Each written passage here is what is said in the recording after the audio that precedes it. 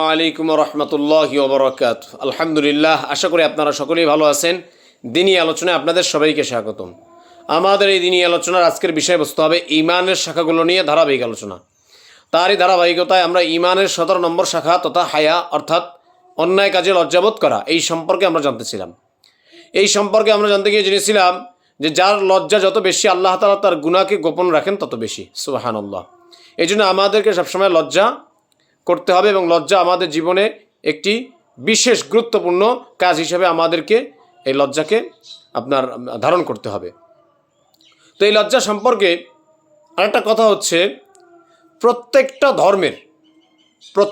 ধর্মের যেমন খ্রিস্টান বলেন, বৌদ্ধ বলেন, ইয়াহুদি ধর্ম বলেন, এভাবে যে অন্য হিন্দু ধর্ম বলেন, যে অন্যান্য যে ধর্ম আছে, এই প্রত্যেকটা ধর্মের একটা বৈশিষ্ট্য আছে। প্রত্যেকটা ধর্মেরই একটা বৈশিষ্ট্য আছে। আর আমাদের ইসলাম এটাই একমাত্র ধর্ম, এটাই সর্বশ্রেষ্ঠ, এটাই ধর্ম, এটার বাইরে আর কোনো ধর্মই নেই। তাহলে সর্বশ্রেষ্ঠ আর কি আছে? এটাই তো ধর্ম। তো এই আল্লাহ পাক রব্বুল আলামিনের মনোনীত সর্বশ্রেষ্ঠ ইসলাম ধর্ম, এই ধর্মের বৈশিষ্ট্য আছে একটা। এই ধর্মের একটা বৈশিষ্ট্যের নাম হচ্ছে লজ্জা। হ্যাঁ, সুবহানাল্লাহ। প্রত্যেকটা ধর্মেরই একটা বৈশিষ্ট্য আছে, কিন্তু আমাদের ইসলাম ধর্ম যেটা হক, যেটাই ধর্ম একমাত্র, অন্য কোনো আর কোনো ধর্ম নেই, এই ধর্মের বৈশিষ্ট্য হচ্ছে লজ্জা। রাসূলুল্লাহ সাল্লাল্লাহু আলাইহি ওয়াসাল্লাম বলেন, প্রত্যেকটা ধর্মের একটা বৈশিষ্ট্য আছে, আর আমাদের ইসলামের একটা বৈশিষ্ট্য হচ্ছে লজ্জা। এই জন্য লজ্জা আমাদের জীবনে ধারণ করতে হবে। এটা অনেক বড় গুরুত্বপূর্ণ একটা বিষয়। এই লজ্জা সম্পর্কে আরেকটা বিষয় হচ্ছে, আরেকটা কথা হলো যে রাসূলুল্লাহ সাল্লাল্লাহু আলাইহি ওয়াসাল্লামের হাদিস, রাসূলুল্লাহ সাল্লাল্লাহু আলাইহি ওয়াসাল্লাম বলেন, আল ঈমানু বিদউন ওয়া সাবউনা শু'বা ফাআফযলুহা কাওলু লা ইলাহা ইল্লাল্লাহ ফাআফযলুহা কাওলু লা ইলাহা ইল্লাল্লাহ ওয়া আদনাহা ইমাতাতুল আযা আনিত তরিক ওয়াল হায়াউ শু'বাতুম মিনাল ঈমান। রাসূলুল্লাহ সাল্লাল্লাহু আলাইহি ওয়াসাল্লাম এই হাদিসের মধ্যে বলেন যে ঈমানের 70টার চেয়েও বেশি শাখা আছে। এর মধ্যে সর্বশ্রেষ্ঠ শাখা হচ্ছে লা ইলাহা ইল্লাল্লাহ, এটা বলা। লা ইলাহা ইল্লাল্লাহ এটা যে বলবে সে সর্বশ্রেষ্ঠ কালিমা, সর্বশ্রেষ্ঠ ঈমানের শাখা, এটা সে বলল। আর সর্বোচ্চ একদম আদনা মানে একদম ছোট ঈমানের সর্বছোট শাখা হচ্ছে রাস্তা থেকে কোনো কষ্টদায়ক বস্তুকে সরিয়ে দেওয়া।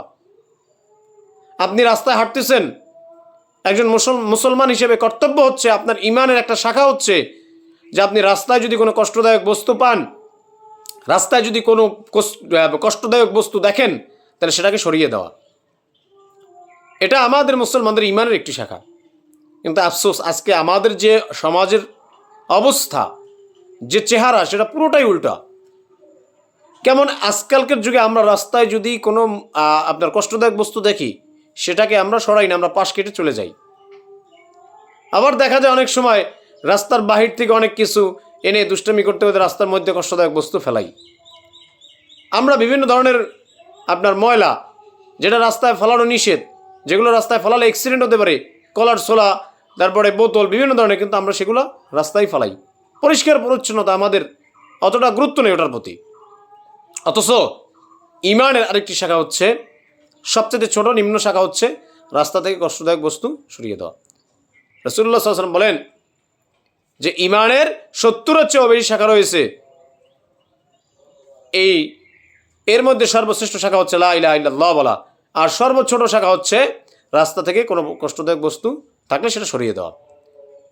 যদি কোনো মুসলমান রাস্তায় কোনো কষ্টদায়ক জিনিস দেখলে সেটা যদি সে সরিয়ে দেয়, আল্লাহ পাক রব্বুল আলামিন তাৎক্ষণিক তার উপরে সন্তুষ্ট হয়ে যায়। সুবহানাল্লাহ। এবং এই সন্তুষ্ট হয়ে আল্লাহ তাআলা তার পিছনের সব গুনাহ মাফ করে দেয়। সুবহানাল্লাহ। এই জন্য রাস্তায় কোনো কষ্টদায়ক বস্তু দেখলে আমরা সরিয়ে ফেলবো, এটা আমাদের ঈমানের একটা দায়িত্ব। তো এই হাদিসের শেষে রাসূলুল্লাহ সাল্লাল্লাহু আলাইহি ওয়াসাল্লাম বলেন, ওয়াল হায়াউ শু'বাতুম মিনাল ঈমান। লজ্জা এটা ঈমানের একটা অংশ। লজ্জা নাই তার কেমন যেন ঈমানের একটি অংশ নাই।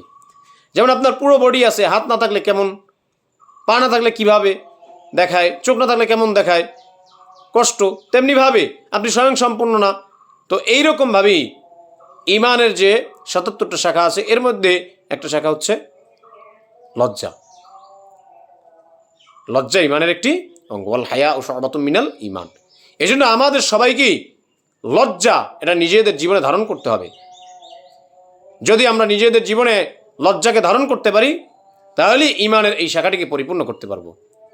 আল্লাহ পাক রব্বুল আলামিন আমাদের সবাইকে ঈমানের এই 17 নম্বর শাখা লজ্জা তথা অন্যায় কাজে লজ্জাবোধ করা, এই হায়া, এই লজ্জা এটা নিজের জীবনে ধারণ করে ঈমানের এই শাখাটিকে পরিপূর্ণ করার তৌফিক দান করুক। আমিন। ওয়া আখিরু দাওয়ানা আনিল হামদুলিল্লাহি রাব্বিল আলামিন। আসসালামু আলাইকুম ওয়া রাহমাতুল্লাহি ওয়া বারাকাতুহু।